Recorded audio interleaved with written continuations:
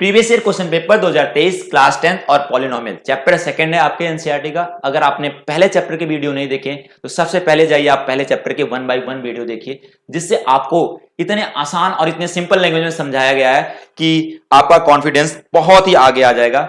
ठीक है, आते हैं आज के अपने क्वेश्चन की तरफ।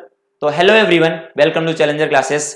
अगर आप चैनल पे नए तो चैनल को सब्सक्राइब करना ना भूलें।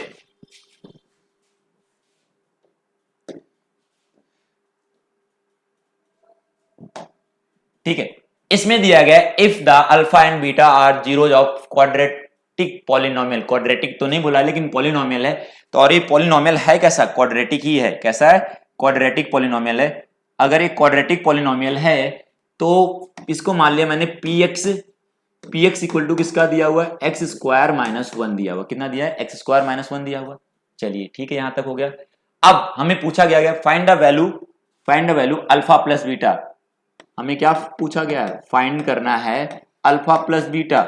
और अगर आपको डिस्कस करा जाए कभी भी quadratic polynomial a x square plus b x plus c की तरह हो तो इसके दो जीरोज होते हैं, एक को हम मानते हैं अल्फा, एक को बीटा। मतलब इसको जब सॉल्व करोगे तो दो वैल्यू एक्स का आएगा, एक अल्फा आएगा जिसको हम बोल देंगे अल्फा, एक को बीटा बोल देंगे। हमने क्या बोल देंगे?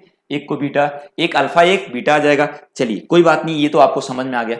और क्वाड्रेटिक पॉलिनोमियल में अगर सम ऑफ जीरोज करते हो, सम ऑफ जीरोज मतलब इनके जो दोनों जीरोज आए इनका सम करते हो तो जो बराबर आता है वो इसके माइनस बी, मतलब इसका कोफिशिएंट एक्स का कोफिशिएंट को डिवाइड करोगे किसके? एक्स स्क्वायर के कोफिशिएंट से, तो किसके बराबर आएगा? जब दोनों जीरोज का सम करोगे तो इनके कोफिशिएंट का डिवीजन के बराबर आएगा। तो पहला रूल हो गया हमारा। अब इसी में हमने दूसरा भी समझते हैं कि अगर प्रोडक्ट ऑफ जीरोज करते हो वो आता किसके बराबर? सी अपॉन में ए। मतलब इन दोनों जीरोज का अगर मल्टीप्लाई करते तो ये कांस्टेंट का अगर एक्स स्क्वायर के कोफिशिएंट से डिवाइड कर देते हो तो ये आ जाता है। तो हमें क्या पूछा गया है? हमें जो पूछा गया है इस क्वेश्चन में जो पूछा गया है वो क्या पूछा गया है कि हमें क्वेश्चन में जो पूछा गया है कि सम ऑफ जीरोज बताइए अल्फा प्लस बीटा बताना है, जिसका मतलब माइनस बी अपॉन में ए। तो देखो सबसे पहले एक्स स्क्वायर माइनस 1, तो क्या इसके तरह आपका दिख रहा है? ये a x square plus b x plus c की तरह दिख रहा है। अगर दिख रहा है तो बिल्कुल आप कंपेयर करिए, ए बी सी की वैल्यू निकालिए। तो देखो एक्स स्क्वायर तो है और सी वाला भी है लेकिन बी वाला टर्म जीरो है। तो यहां से अगर a की वैल्यू बोला जाए तो इसके सामने 1 का मल्टीप्लाई है, और b का बोला जाए तो b इक्वल टू है नहीं तो जीरो है। और c की वैल्यू क्या होगा? c की वैल्यू जो होगा वो -1 होगा। क्या होगा? c की वैल्यू -1 हो गया। अब हमें मिल गया तो इसमें पुट कर दीजिए, तो अल्फा प्लस बीटा जो आएगा वो माइनस कितना आ जाएगा?